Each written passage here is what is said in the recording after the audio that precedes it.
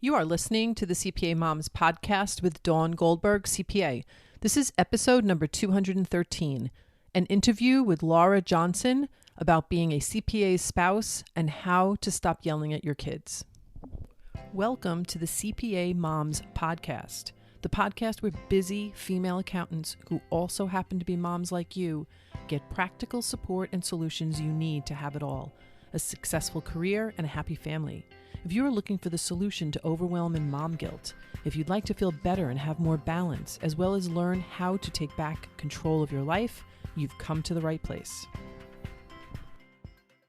Hey there, welcome back to this week's show. Before I get started and share the interview that I did with Lara Johnson, I just wanted to give you a quick update on our CPA Moms Care Conference. The last few weeks have been so rewarding for us at CPA Moms because we received almost 100 applications for our event giveaway, and we have been able to speak with so many of you about your needs and your pain points and your goals. So congratulations to over 20 of you who received our giveaway offer and are booked and registered for the event in November. You are all going to love the 2-day sessions, the meals, the mixers, and everything else that we have planned for you. So keep an eye out for some exciting news throughout the next few weeks, and we look forward to seeing you real soon. So now enjoy the interview with Lara Johnson. Okay, so I'd like to welcome Lara Johnson to the podcast. I'm thrilled to have her. Lara is a fellow coach with the Life Coach School. She has a bachelor's degree in communications from Utah Valley University, and she has extensive experience in project creation, sales, and nonprofits. She has developed a successful career over the last decade. Now, here's the key, ladies, while marrying a busy CPA. And we're going to talk about that, what it's like to be married to a CPA, while raising her 3 soon-to-be 4 children. Now, you're due in November. Is that right? November 8th. Oh my gosh. Yep. After seeing the unique challenges that moms face while quote unquote juggling it all, which we all know about, she became a certified life coach to help moms navigate the emotional, mental, and physical load they carry of their home and their family. And so the skills and techniques that she has developed have been used by hundreds of moms to create success at home and with their families so that they can thrive at work. This is such important work that she does. In an effort to better serve the motherhood community, Lara has launched the Mom on Purpose podcast earlier this year. And as a coach, a podcast host, a consultant, a writer, a speaker, and a busy mom, she is an advocate and an educator for the moms that are ready to stop living reactively and start living on purpose. So now, I bet you can understand why I want to have her on the podcast. Welcome, Lara. Thank you so much. It's good to be here, Dawn.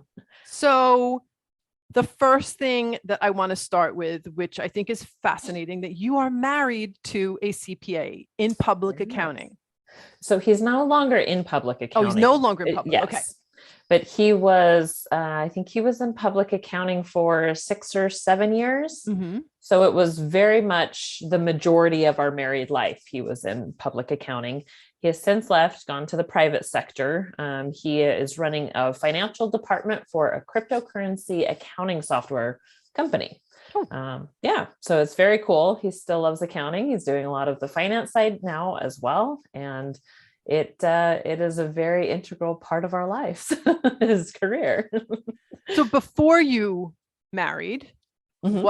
what did you think life was going to be like being married to a CPA?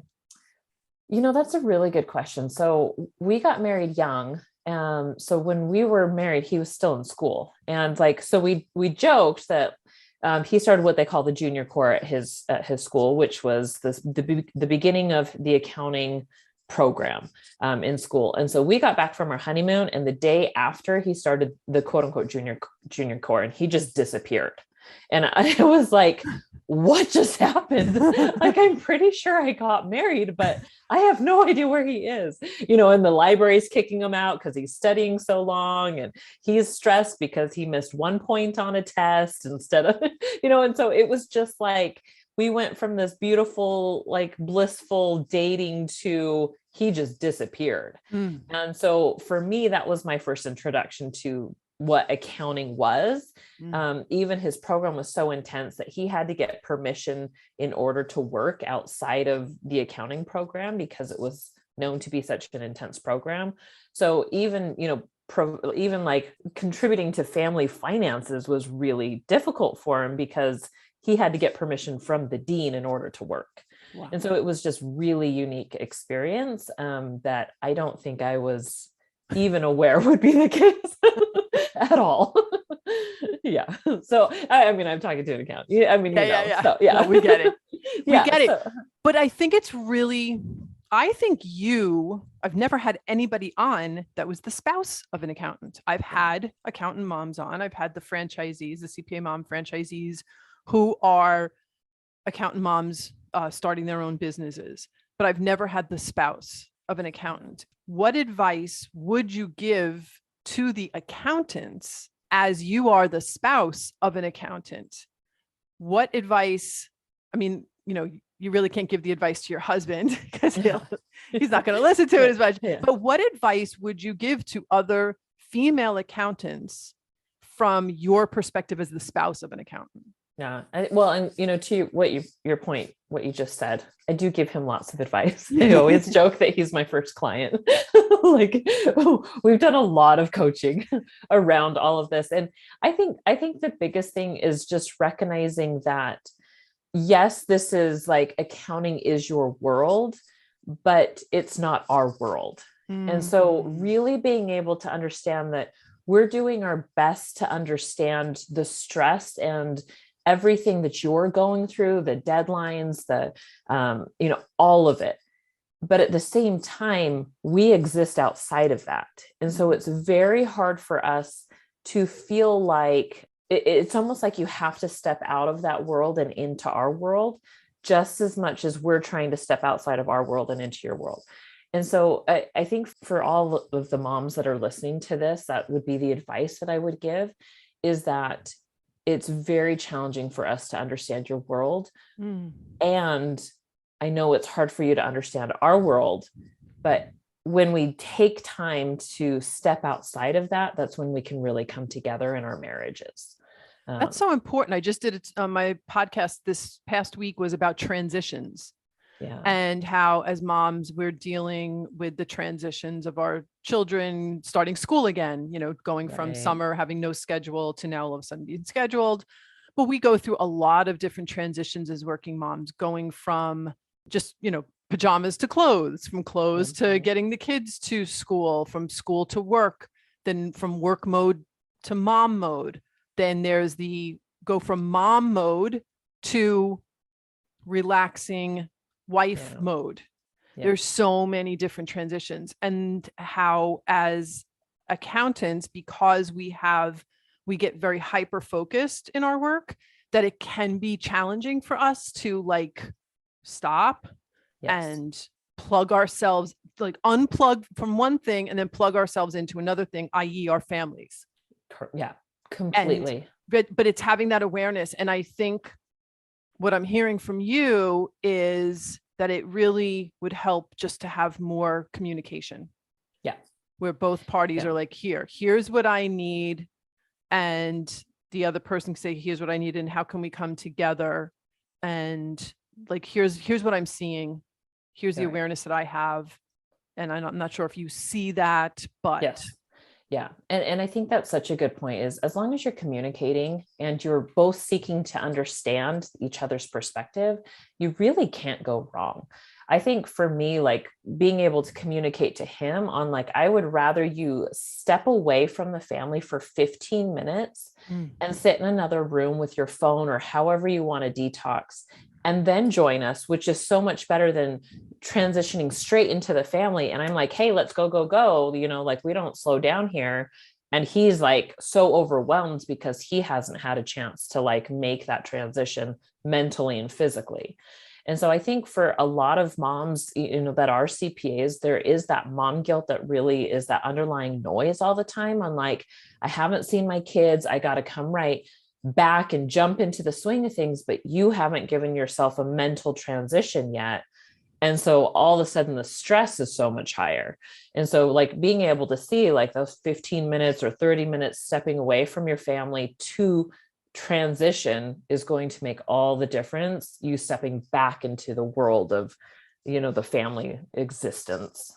That's such a great point, because you're adding mom guilt onto everything in your and I know a lot of accountant moms that listen to the podcast can relate to, where as soon as you cross over the threshold of your home, you feel like, boom, you've got to go into mama because you weren't home. Even if you were like the CPA moms franchisees, they work from home, but they have a dedicated office and they've got the flexibility, obviously, to see their children and stuff, but they have to set certain boundaries that in order to get their work done. So even though they are home, they still experience mom guilt. And I love the idea, because one of the things that I work on with the franchisees is better time management. Yeah. I love the idea. One of the things I tell them to do it at the end of the day or the end of the week is to have overflow time, where it's a half an hour. They're looking at everything that they maybe they didn't finish, and then they're readdressing it. Does it really need to have something added to it? Does it really need, usually when we give that buffer between, okay, I did something from 9 to 10, it wasn't completely done. By the time we get to the overflow time at 5 o'clock, we're like, you know what? It's probably pretty good. I think we can move on. But I love that idea of setting aside. You've got the buffer time to finish work, and then allowing yourself just 15 more minutes to make the transition. Like, seriously, put down, work is done. And now whatever transition time means for you, whether you could sit quietly, you could meditate, you could, even scroll whatever it is, just to have, here's something different that's in between the space of no more work to my next full-time job of being a mom. Yes. I think that's really a great idea. Yeah, I think we all need it. And I've noticed that, I work from home, for myself, and it's so fascinating because like I have my office set up. The kids don't usually come. They're not allowed in my office. They still come in, but they're not supposed to come into my office. And so I just have my laptop set up all the time. But there's something very distinct about like giving myself those 10 to 15 minutes where I close the laptop. Even if I'm scrolling on my phone, it's like this mental shift that I make where I close the laptop. I'm like, that part is done. And now I can just sit here. I can listen to music. I can move my body. I can scroll on my phone. Like, I am giving myself permission to do something that resets my mind to re-enter my home world. And I have found that is so rejuvenating to me. Like really giving myself that intentional, like purposeful time.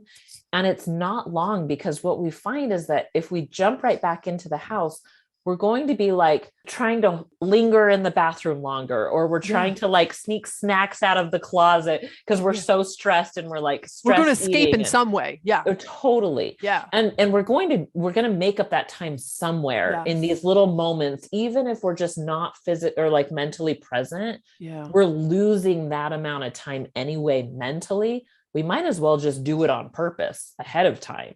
Right. And really refuel ourselves. I love that. And I just thought about the fact that so many moms are looking to work from home, and it's a great benefit, but we actually lose commute time. Yeah. We lose that time where we were driving in the car with nobody around. Yes. And you got to listen to your music or listen to podcasts. You were in your own little world. And then you pulled into the driveway and you had whatever amount of time that was yours and yours alone. Or you were on a train, but you had your earbuds in, and whatever it was no work time, no kid time. And then you transition to now kid time.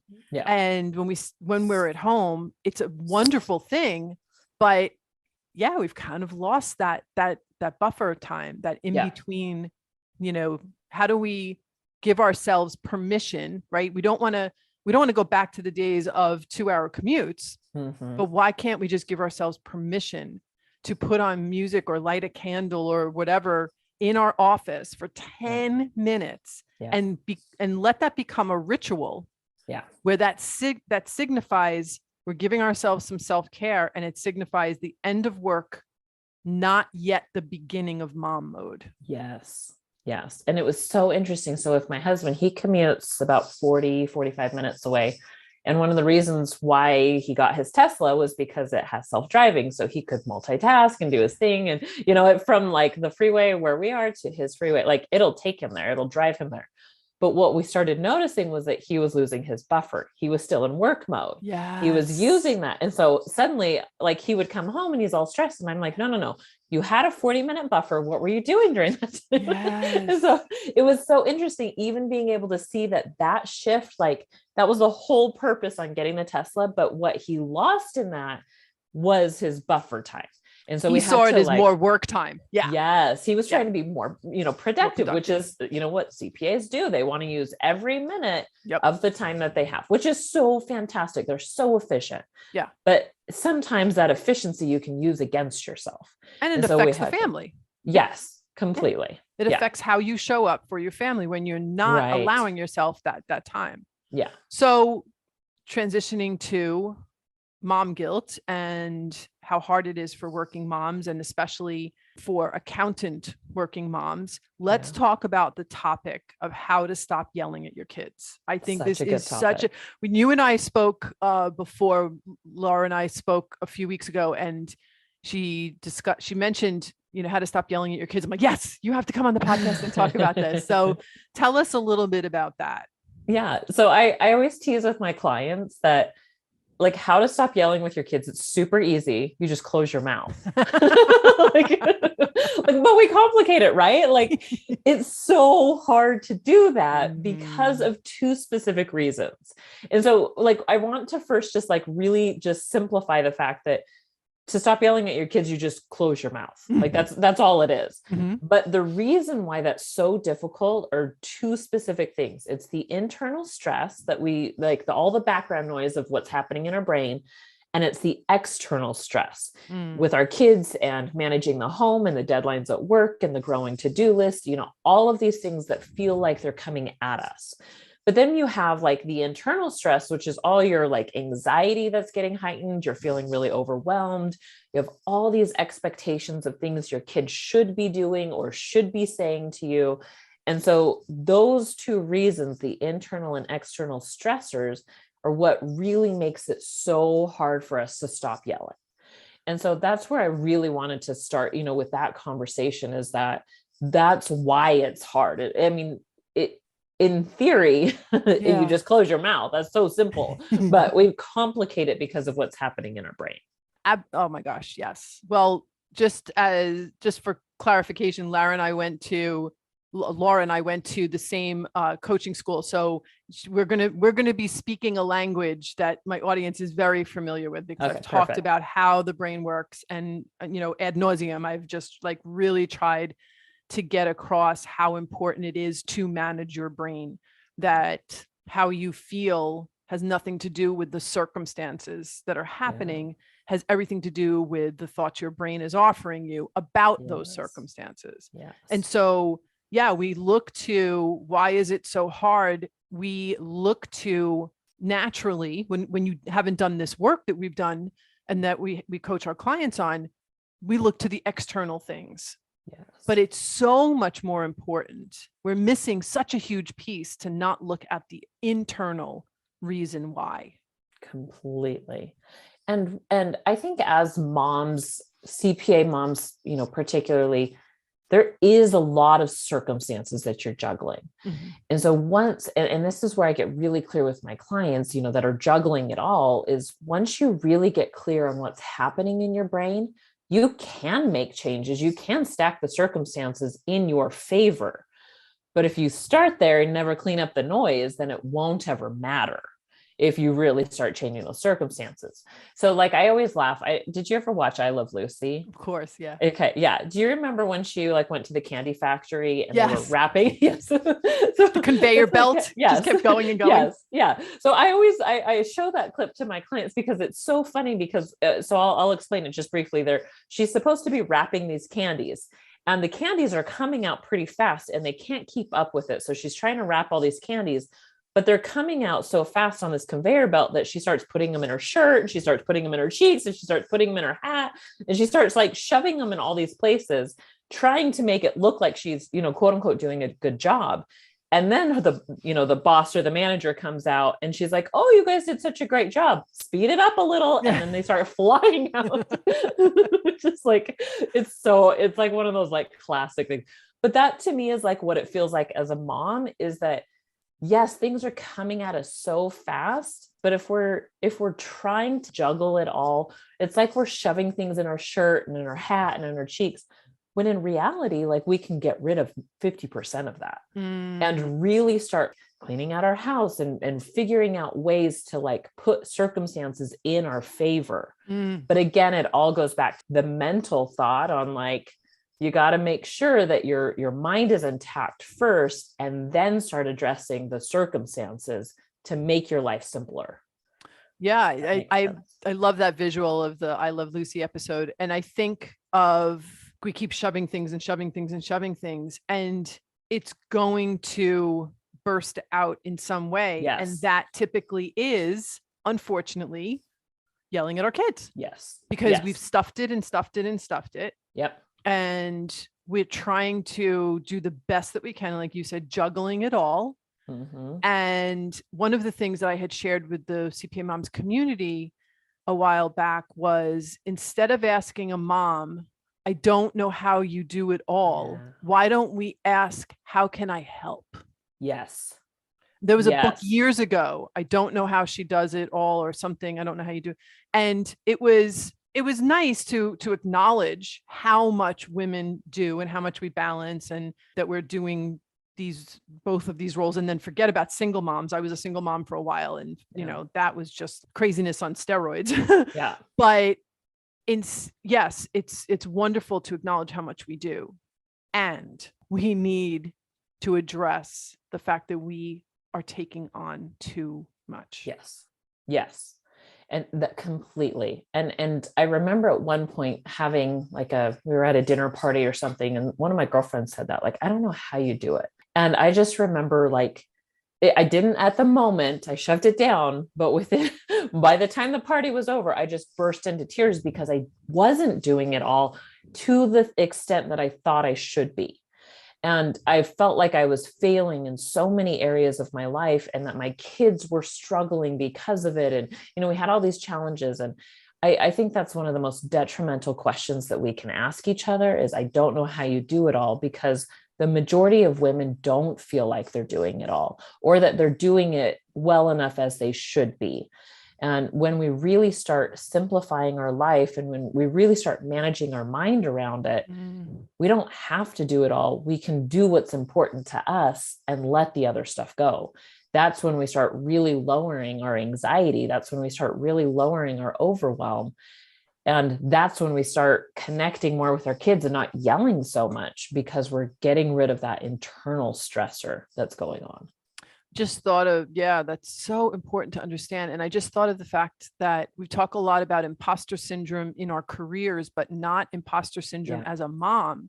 Totally. And how we put on that brave face, and we look nice, and we look like we've got it all together. And, you're throwing the dinner party, and everybody's just like, "Oh my God, they're so impressed. The house is clean. The kids look great. And the food's on the table." They have no idea. It's like when you see a duck, they're just gliding on the water, and their feet are going like a million miles.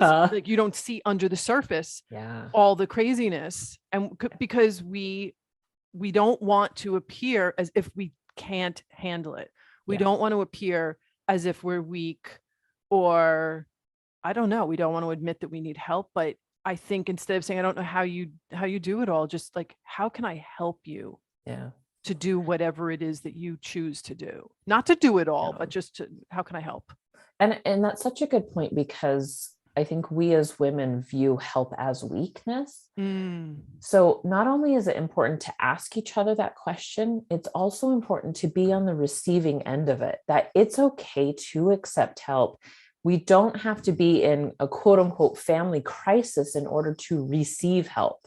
We have to be willing to let people into our lives and be vulnerable on, hey, you know what? It would be really nice if you just text me a funny meme. Yeah. Something where it's like with my girlfriends, and that's how we like support each other. We'll just send each other funny video clips where it's like, here's just something to brighten your day. Like, I know it's been stressful lately, and I think it's Exactly. so important for us to remember that not only do we ask each other for help, but we have to be okay receiving help in whatever form.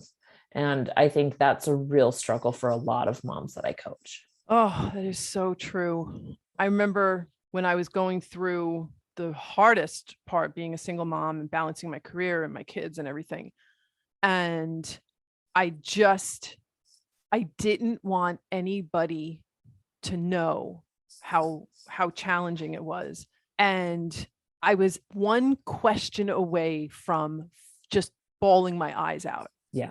And I remember like sitting in the car and just letting myself just cry. I was like, oh my gosh, I cannot believe how much I had pent up and how much I wasn't being vulnerable and Yeah. allowing myself. And even with my best friend, I remember having a conversation with her and like I'm falling apart. And she's like, let's do this. Like Yeah. let's talk about it. And So huge. we need that. And Yeah. one of the things that I said to my husband a while ago is we have a date night once a week, and he will give me what he calls a sweet nothing. Well, he will give me something that he appreciates, and every week. And we've been married now for, what is it, 14 years.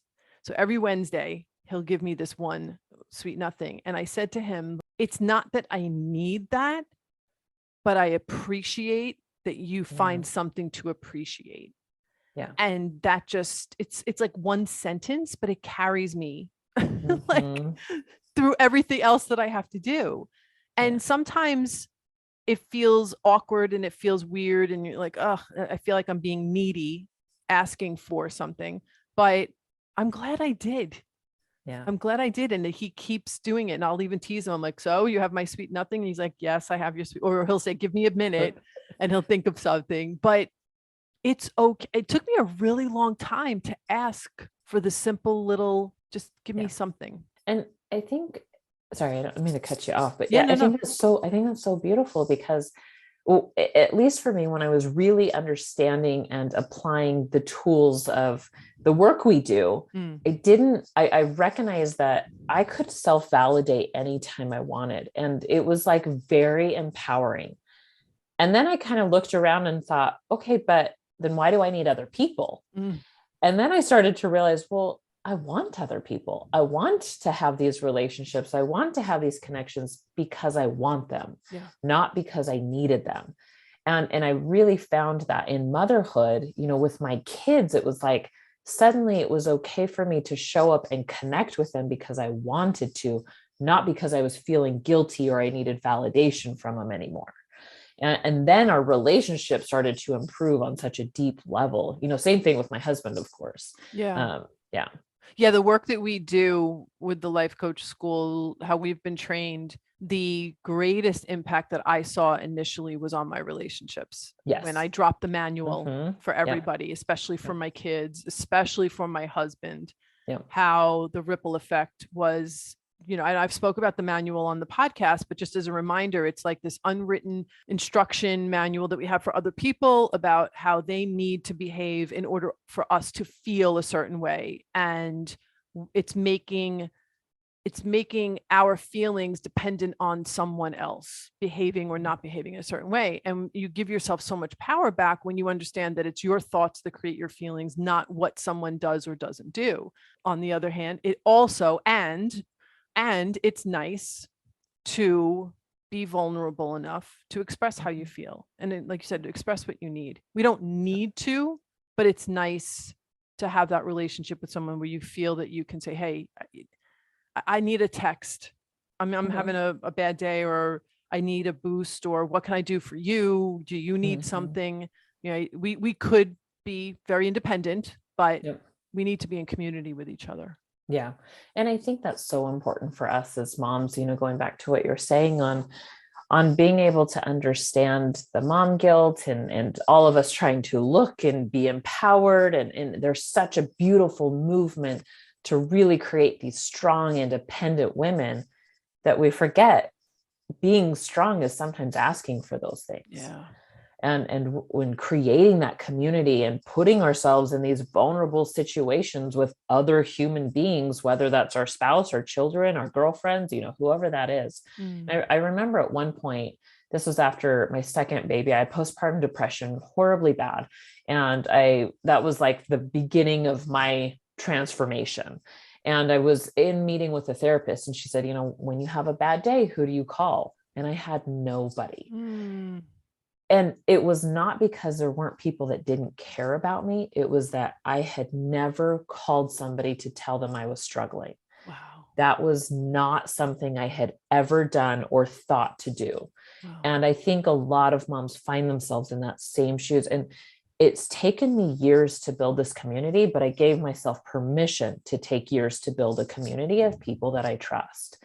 And over time, and putting myself in these vulnerable situations, that's where you start creating that. So for anybody that is listening, I wanted to mention that, because sometimes we don't feel like we have people we could have those conversations with, and that's okay. That's a slow transition for some of us that are not, readily open about our emotional well-being. Hello, introvert party of one. Yep. Definitely me. And I find that that's very common in the accounting industry as well. Yes, it attracts all the introverts. Yes. So this is interesting, because it's really, honestly, one of the most incredible benefits for the CPA Moms franchisees is that it's a sisterhood. I love that. And it's a sisterhood of accountant moms building their own unique practice underneath the umbrella of the CPA Moms franchise, but they're all going through the same struggles, and they get to lean on each other, and they get to have those conversations and share the commonality and not feel like they're going to be judged. It's like literally the biggest judgment-free zone you can imagine. I love that. That is so important. So let's talk about a little bit more about how to stop yelling at your kids. You said that there's the internal stress, the external stress. Yeah. What else did you want to add to that? Yeah. So when we talk about those things, I think the first thing to really mention is that with both of those things, we're very focused on ourselves, and we're not focused on connection. And so that's usually when the mom guilt starts to heighten, is that when we're yelling, we're lacking that connection, and then we feel so guilty about it. And so then we're dealing with the guilt on top of the yelling and on top of the stresses that are happening. And so the way I outline it is that there's 4 steps on how to stop yelling at your kids. The first is to address the mental noise of what's happening in our brain. And I'll go back and talk about these. The second is to create a game plan for the internal stress that's happening. The third is to focus on what's necessary, really creating some simplicity in our life.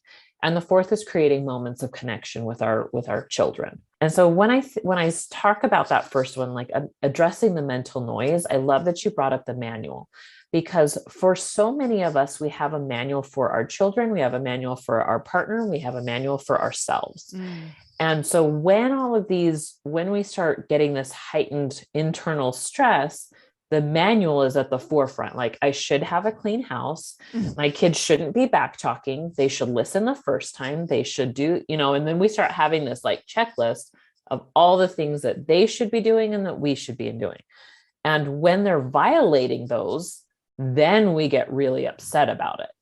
So the first thing is really addressing that mental noise on what is really going on here and what is important to me. So for me, like, one of the big things when I heard that the first time, I was like, but no, my kids do actually have to do their homework. And I do actually have to do laundry, because they can't run around naked. And so I would get kind of tripped up in my mind as a mom, like, how do I let go of this manual? And so for me, that's where I really started to get creative and curious on what is important to me. Well, laundry, feeding, and connecting with my kids. Those were the 3 things that were really important. Do I want them to do their homework? Yes, I do, but it's not as important as me feeding them. And so I was able to kind of prioritize in my mind on, okay, what are the things that I want to keep in this moment? There are other moments where I might focus on homework, but in this moment, I'm going to make sure that they've been fed and that we've connected and that they have clothes to wear. And so for me, that's where I started to really start addressing the mental noise. Is instead of getting overwhelmed by it, I started getting curious. And I started to really inspect what is happening inside of my brain, and then start removing the expectations I had on myself. And so I was able to prioritize what I focused on with my children, and I was able to let go of what I thought I should be doing as a good mom, a quote unquote good mom. And so once I started doing that, the mental noise started to subside, where I started to see that it's okay if there's items on the floor. I don't have to have them all picked up right now. I knew that at some point I would be able to address and clean my house, but in this moment, that wasn't it. And so then I was able to start like prioritizing and slowing my brain down. So that's the first step, is like really addressing the mental noise and getting curious about what is your brain telling you, all the ways you're failing, and what you think you should be doing. So then the second step, and these don't happen overnight. I just want to like clarify that. Like this comes with time. Yeah. And part of the process is forgiveness, like forgiving yourself for when you do yell, and that's okay. We'll talk about that in a second. But the second is creating a game plan for the internal stress. So once I started slowing things down a little bit, like with the mental noise, I started to like watch my emotions go up and down. And what I've noticed for a lot of us is that we don't address our emotions until they control us. And when they start controlling us, meaning we're yelling, we're crying, we're hiding in our closet, whatever, like we've all done that. That's when we address it. And that's kind of like saying, I'm going to buy, just a simple example, like I'm going to buy food storage during an earthquake. Like it doesn't really work. We need some kind of game plan ahead of time. And so I have like what I wrote out is like my checklist. I call it my shitstorm checklist, where excuse my language, but where it's like I know when I start watching my emotions and they start getting very heightened, these are the steps I'm going to take on my checklist. I'm not thinking clearly, so I use my checklist to walk myself through. Part of that might be like listening to music. Part of it might be stepping away from my children and putting myself in timeout. Part of it is explaining to my kids, hey, my body is yelling at me right now. I need to remove myself before I lose it. We call it ogre mom. Well, ogre mom's about to come out. I need to step away. And so I have this checklist that I'll go through in order to get to really manage my emotions, to calm that noise down, that emotional noise. So I love that you're including the kids on it in your process. Yes, whenever you can. Yeah, I love that. Yeah. Because they don't understand when your emotions are getting high. They know when you're yelling, but they don't understand all the steps before that. Yeah. And so being able to explain that to them, and in a very calm way, even if your insides are yelling, then they're able to start recognizing when it's happening to themselves. Exactly. And so you're modeling that to them while also taking care of what you're experiencing. Right. So that's, having that game plan, having that checklist for ourselves, for our emotions. The third is really focusing on what's necessary. And this goes back to like what I mentioned with the mental noise, is when we focus on what's necessary, it's what's necessary in this moment.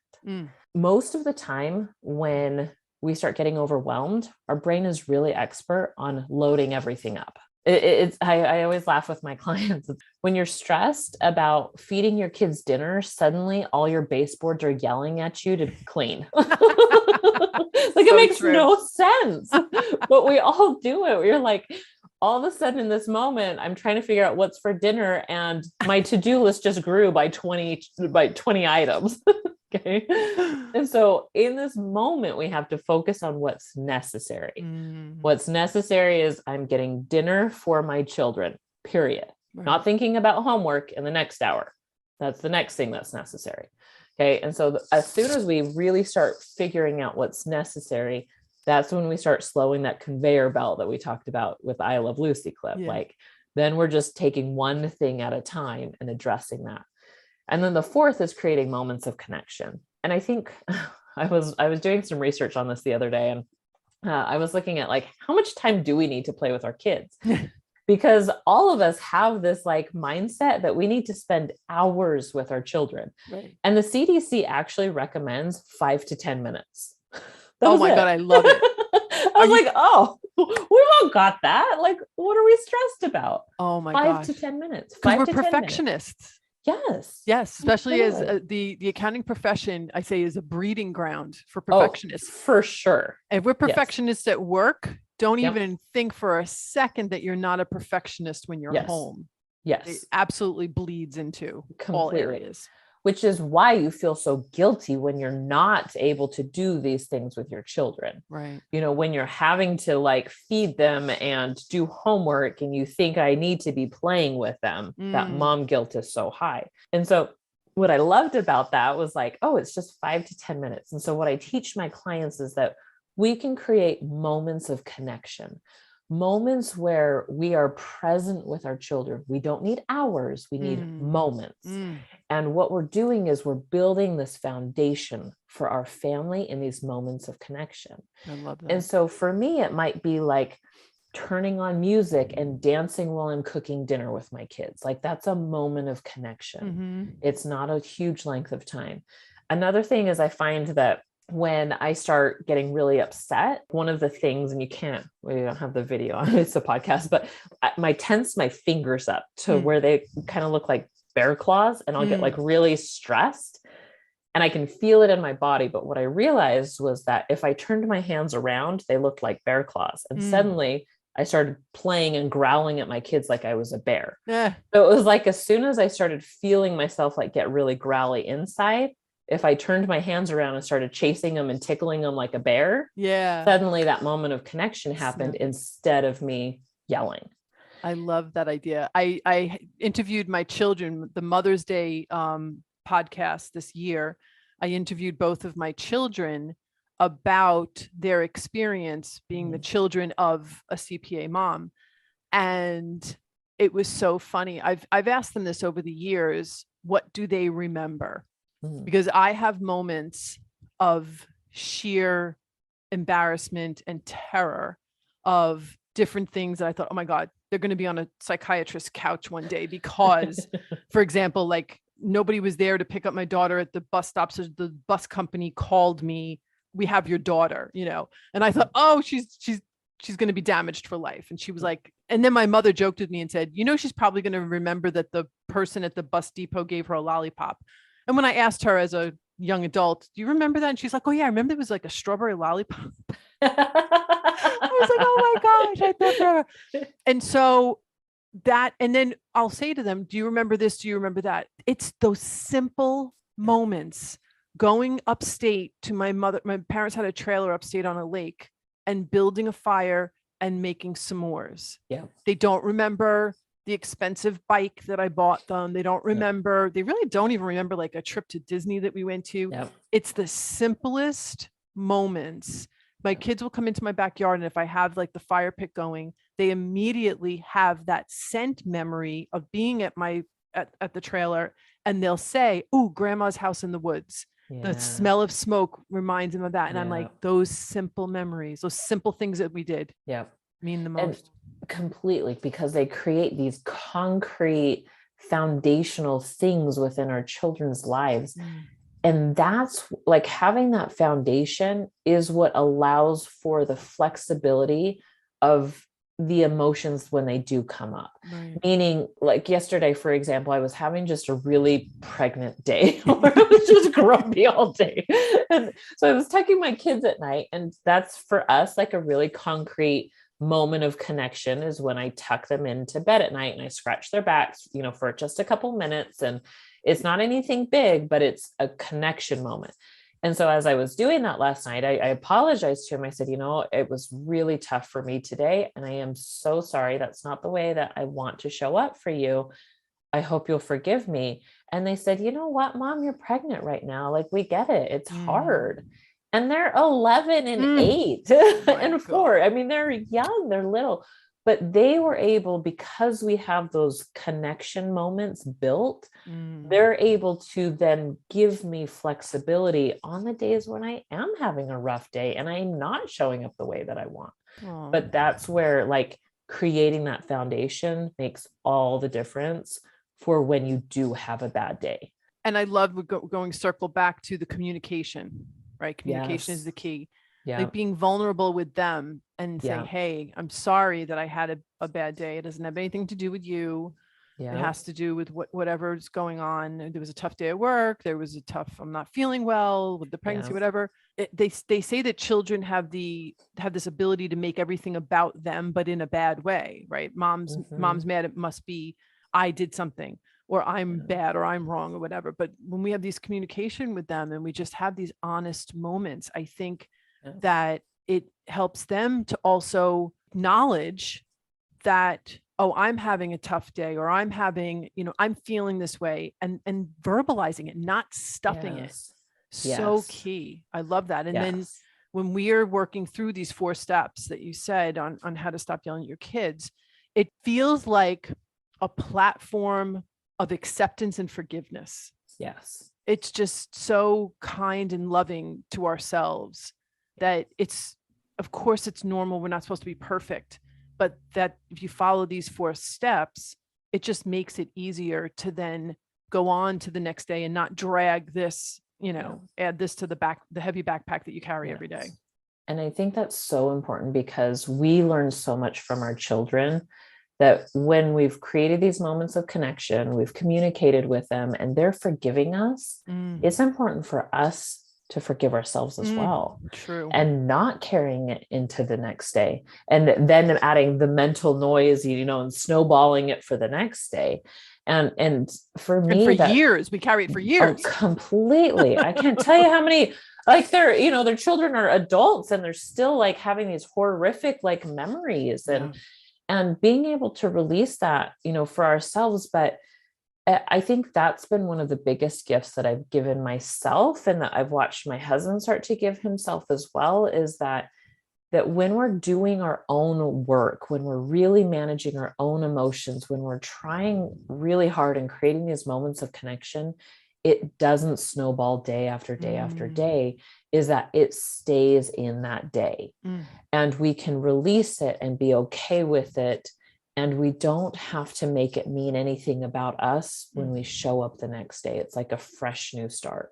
And that is truly a gift that every single mom, I hope, gives to herself, is that she can forgive herself just like her children forgive her. You're reminding me, oh my gosh, it could bring tears to my eyes. My son was diagnosed with ADHD, and he was in what was called self-contained kindergarten. So it was a special ed class. There were only, I think, 6 to 8 students, and they had a lot of services. So they had the teacher and they had like a lot of other services. One day I got to the school early to pick him up, and I watched the teacher say goodbye to each student.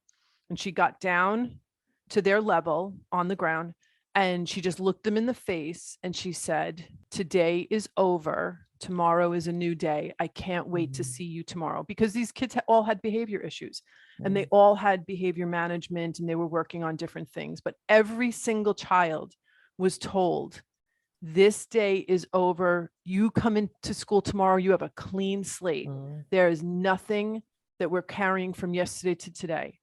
And they had these little notebooks with little boxes, check marks that the teacher would say, "Oh, we're working on this behavior." And, we'd give them rewards and to help with the behavior management. But I remember just going home and bawling my eyes out, like what a beautiful lesson that was to every single child that had behavior issues.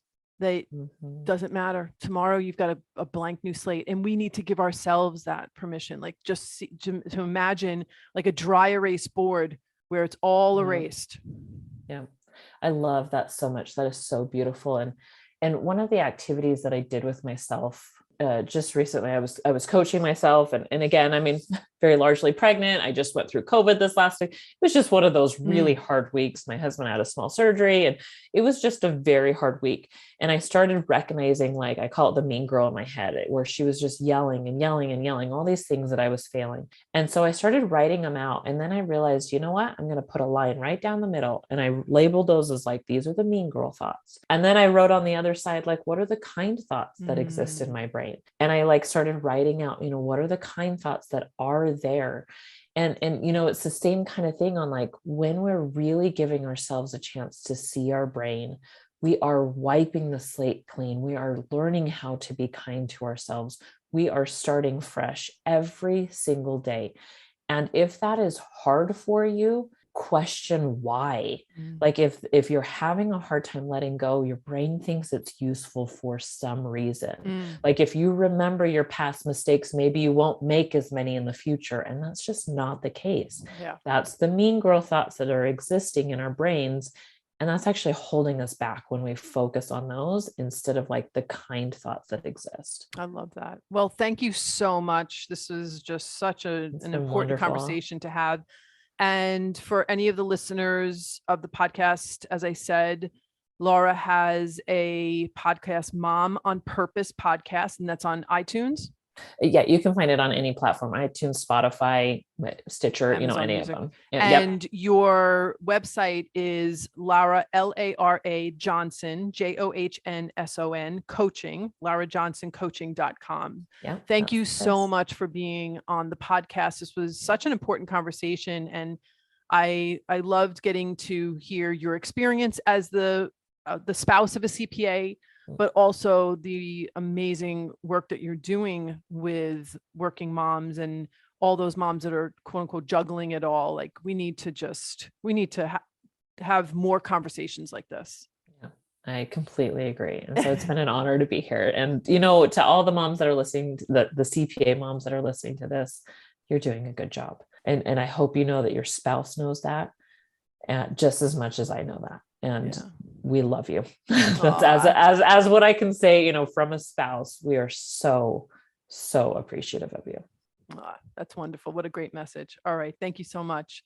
Thank you so much for joining me today. If you like what you heard, be sure to click subscribe on your podcast app so you never miss an episode. At CPA Moms, we pride ourselves on being the e-harmony of the accounting world, making it possible for business owners to have their accounting needs met by amazing CPAs that are moms just like you.